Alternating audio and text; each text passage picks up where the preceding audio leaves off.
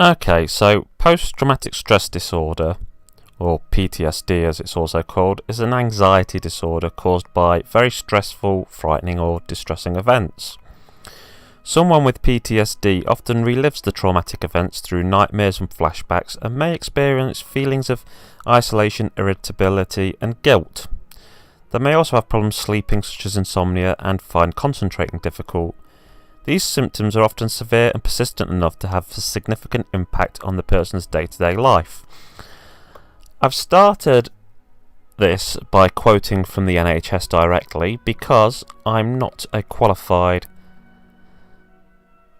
mental health advisor, or as far as my qualifications to talk about this sort of thing go, well, I have a social sciences degree. I was a mentor for children with mental health issues, and I've suffered with PTSD myself. However, I'm not a qualified mental health doctor. I just thought I'd make that nice and clear. I more want to talk about my experiences of PTSD because I just want to let other people out there know that you're not alone. Now, there's certain things that will run through people's heads when they hear PTSD, one of them being soldiers. And military combat can be a reason for PTSD, but there can be lots of others. Serious road accidents, violent personal assaults, be them sexual assaults, muggings or robberies, prolonged abuse or neglect, the witnessing of violent deaths, hostage situations, terrorist attacks, natural disasters, a whole shebang. And something I actually felt when I developed PTSD originally was, and I know a lot of people probably feel this, you feel that you're not one of the worser people, so you don't, in a way, you're not worthy of help. I was in a robbery hostage situation where I was assaulted, and in a way I downplayed it. I kept thinking that there's people who have been raped and there are people who have been in wars and they're far more deserving of help than me. And this was a barrier to actually getting help. There was plenty of other barriers. One of them being that I didn't realise what I had at first. I simply thought I was going crazy.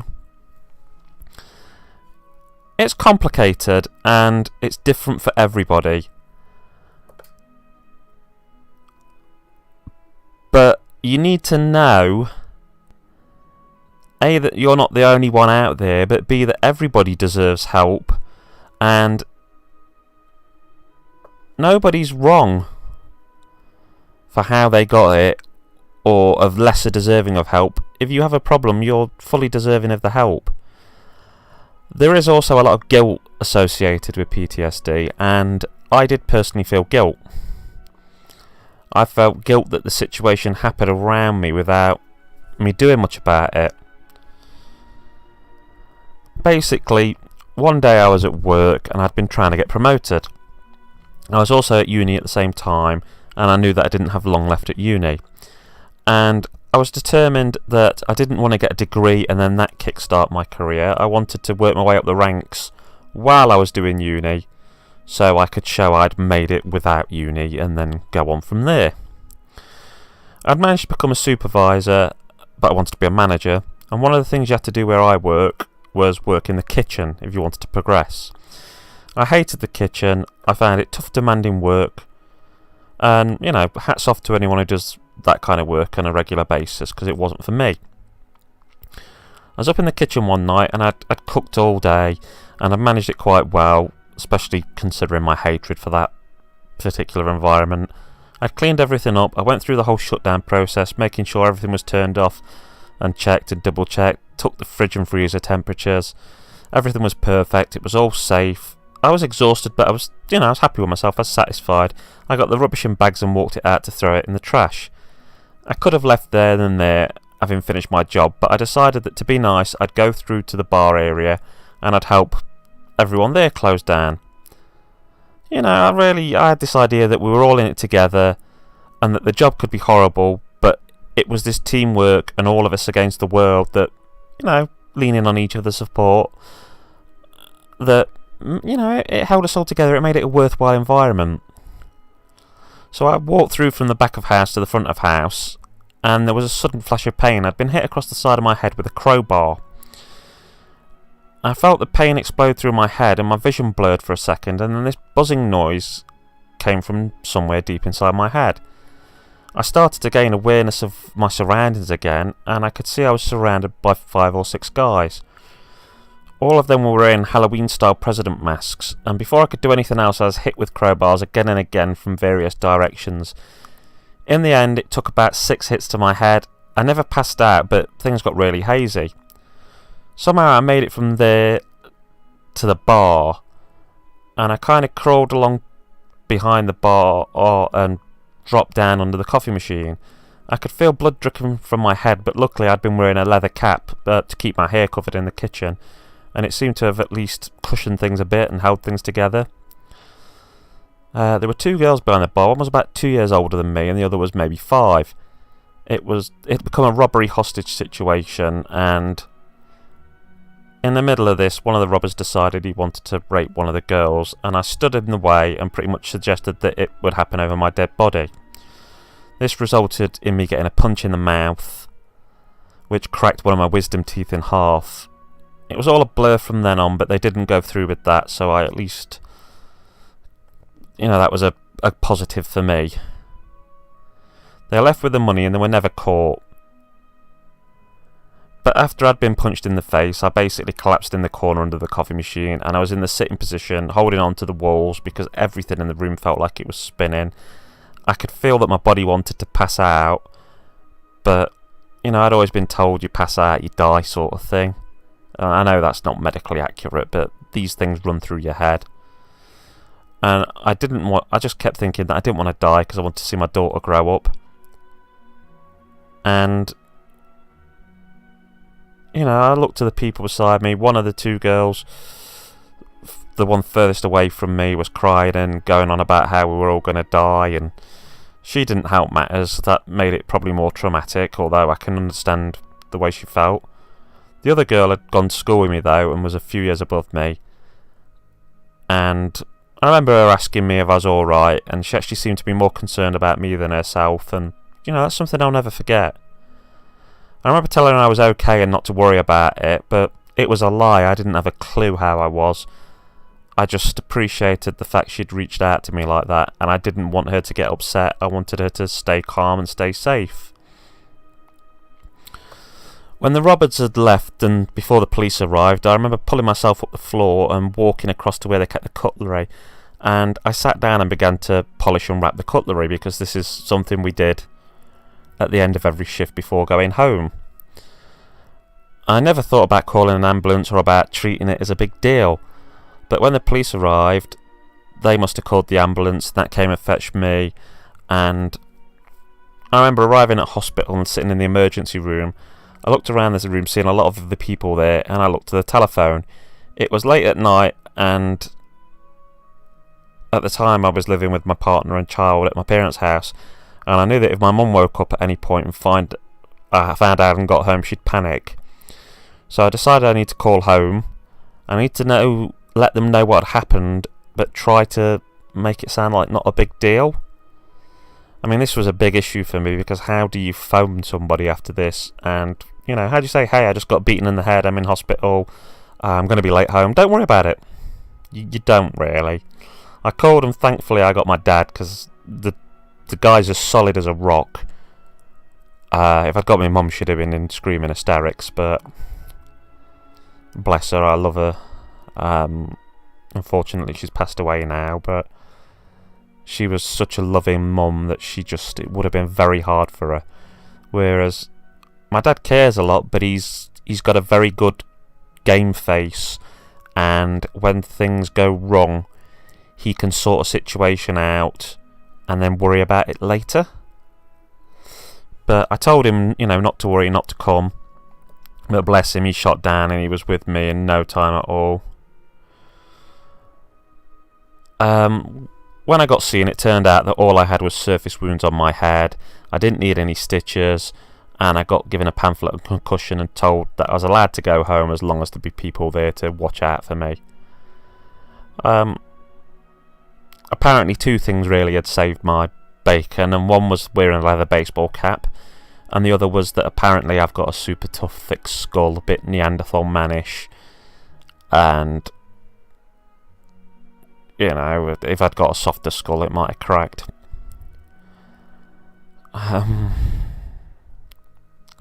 Even then, I felt a lot of guilt straight away. You know, I let them hit me. The problem was the first hit I was disorientated, and then I was hit again before I could do anything. But I still suffered tremendous guilt that at some point I should have hit back, I should have clawed back. It really hit my masculinity. I'd been in fights my whole life. I'd had a knife drawn on me when I was 16 by 2 lads older than me, and I'd fought back and knocked it out of their hands. I'd been attacked in a bus station by a lad much older than me, and I'd hit him back and fought back and managed to get away. Heck, when I was 8, I got beaten black and blue by a kid who was years older than me, that was in the foster system, who was just an animal that went around beating younger kids. Obviously now I understand some of how he was probably feeling, and it was probably aggression from elsewhere, but all these things I'd fought back, and I didn't fight back with the robbery really. Yeah, when they said they were going to do the particular thing to the girl, I told them over my dead body and stood up, but then they just punched me and I didn't do anything back. And a lot of it was the rationalisation that if I fought back, it wasn't just myself that could get in trouble. There was a whole bunch of other people there, the 2 girls behind the bar, a manager. They might not have stopped with me. If they'd have hit me, they might have hit them after. And, you really don't want to turn something like that into more. At the end of the day, it's just money, and sod that company, because they later sacked me for being off with PTSD. But it's not worth being a hero for their profits. But yeah, I still suffer with a lot of guilt over it.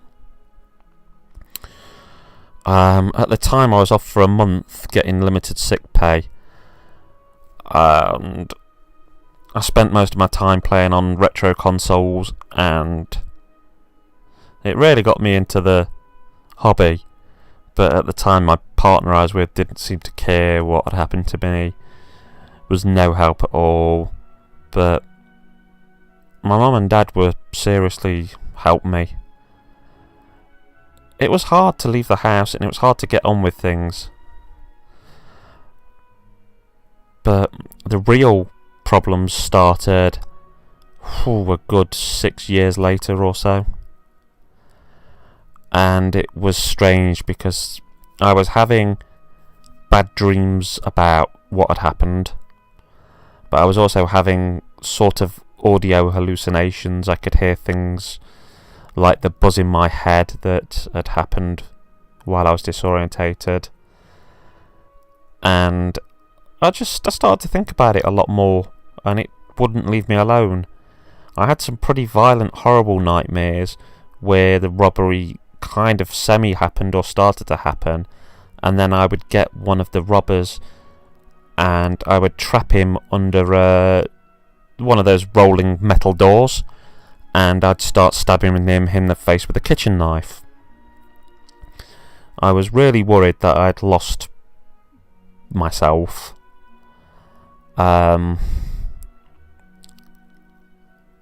I mean, I don't know if I'd have ever found one of them. I don't know if I would have been capable of that, or whether it was just my mind blowing off steam. But I'd just got all this pressure. I'd got the pressure of an awful marriage with somebody that just wasn't supportive. I don't know how it got to that stage. I'd got a job where I was working like 70 hours a week, and I was going up the ranks. I was a deputy manager, and I was trying to make a name for myself and a future for me and my child, and all the pressure just started to make things get worse, and I just couldn't bear it anymore. I was having these thoughts, and they weren't suicidal thoughts, but they were self-harm related thoughts. I thought that if I jumped down the stairs leg first, I could shatter one of my legs, be unable to walk, and then I wouldn't have to go to work. I didn't want to leave the house. Whenever I was in work for more than a minute amount of time, it felt like the walls were closing in on me.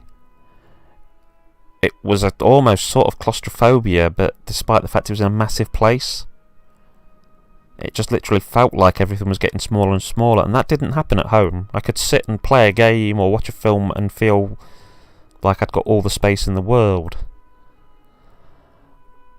And I got went to a doctor's appointment, got put on sick, got crisis team in touch with me, and I got sent to different therapists until eventually they put me with a trauma therapist.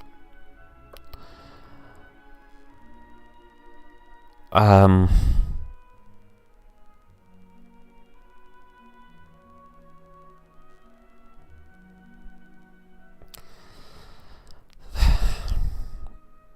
thing is, I had a lot of problems with pushing myself further and further along in a job and not listening to my mental health. It was a sort of cultural thing. I'd been brought up in a world where it's thought of that a man provides for his children, that he pays his mortgage, and that if he can't do these things, then he isn't a man. When I went to the doctors, I didn't intend to stop working. I went for help to cope. I didn't know what I wanted. I just didn't want to give in, and I didn't want to be suffering what I was. So when I got put with this special trauma therapist, part of my therapy involved having to talk about what had happened to me in great detail. And I found out there was bits I'd not remembered right, and it kind of escaped from me piece by piece. And as it did, it actually helped a bit. But there was this thing where in order to calm yourself, you have to have a happy place. And it's a place in your mind where you feel safe and happy. And my happy place was in my bedroom playing Super Mario World. Jumping on dinosaurs, collecting power-ups, finding hidden secrets. And, it really helped keep me together. And I had to find sort of coping mechanisms. I didn't want to leave the house, but one of the things that would get me out of the house was visiting markets or retro stores, taking little bits of money to look for old games. I got this thrill of the chase where if I could find an old game for very little that was worth more, it made me feel better.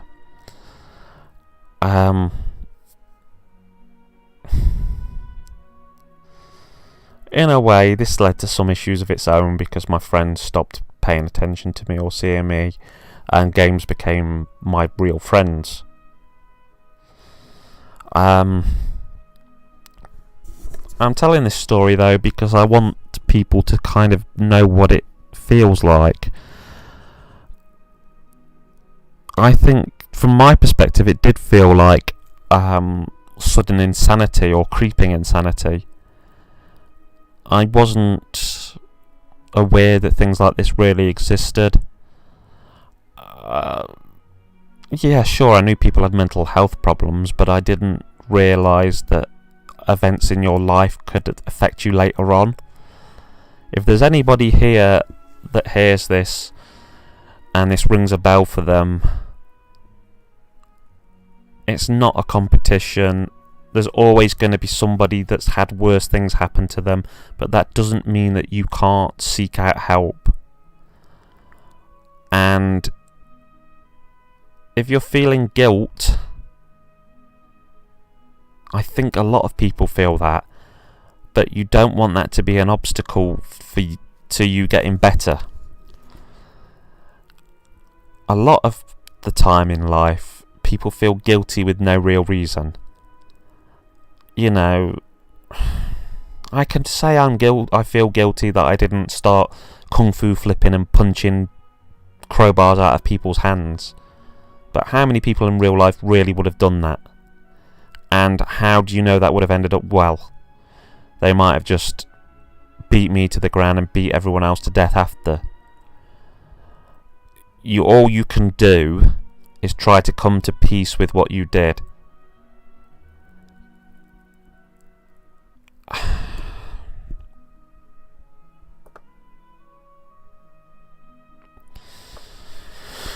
I guess the other thing is to say I had therapy for a year and it didn't really end it. I still have moments now and then when it all feels too much, when I feel overwhelmed and I fear I could slip into being as bad as I was before. I do have some depression now again, anxiety, the odd panic attack, but it's ultimately a lot better than I was.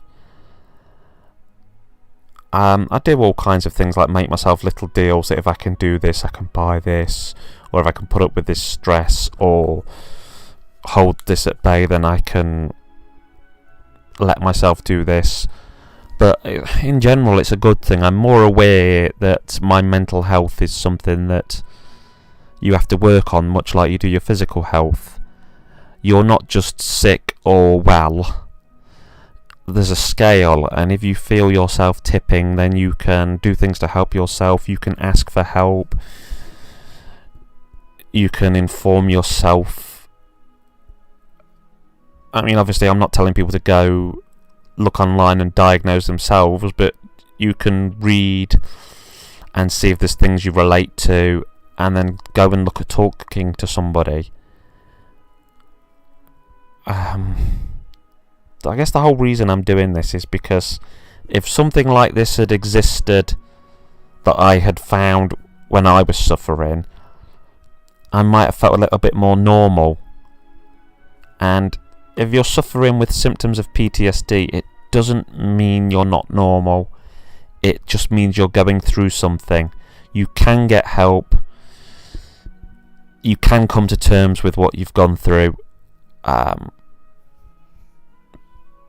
Peace and love to everyone out there who's suffering. I hope it gets better soon. I hope you get the help you need, and that you can go on, die on this and have a good life. Thank you very much for listening.